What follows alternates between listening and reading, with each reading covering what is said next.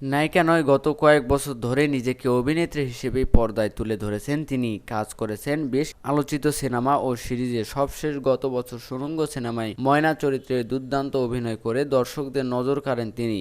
এর পরপরই ওপার বাংলার খ্যাতিমান সঙ্গীত শিল্পী ও পরিচালক অঞ্জন দত্তের একটি সিরিজে কাজ করেন তমা। এরপর অবশ্য অনেকটাই অপেক্ষায় ডুবেছিলেন। অপেক্ষাটা নতুন কাজের কারণ, যেন তেন গল্প চরিত্রে কিংবা পরিচালকের কাজ করতে রাজি নন এই অভিনেত্রী। এদিকে জানা গেছে নতুন দুটি ছবিতে চুক্তিবদ্ধ হয়েছেন তমা। এর মধ্যে গুঞ্জন রয়েছে ফের আফরান নিশোর সঙ্গে দেখা যেতে পারে এই অভিনেত্রীকে। যদিও বিষয়টি নিয়ে মুখে কুলুপ এঁটেছেন তমা ও প্রযোজনা প্রতিষ্ঠান। সময় হলেই আনুষ্ঠানিকভাবে আসবে ঘোষণা। তবে এরই মধ্যে তমা ভক্তদের জন্য সুখবর হলো, অঞ্জন দত্তের সিরিজটি এবার মুক্তি পেতে যাচ্ছে দেশীয় ওটিটি প্ল্যাটফর্ম বিঞ্জে। অঞ্জন দত্তের সঙ্গে কাজ করার কথা উচ্ছ্বাসের সঙ্গে বলে আসছিলেন তমা। তবে এবার দর্শকদের সামনে সেটি আসতে যাচ্ছে, তাই তমার উচ্ছ্বাসটা আরও বেশি। দুই বন্ধু নামের এই সিরিজে তমা অভিনয় করেছেন। অন্যতম প্রধান চরিত্রে অভিনয় করেছেন অঞ্জন দত্ত। ও সিরিজটি মূলত দুজন বন্ধুর মিউজিক্যাল জার্নির গল্প,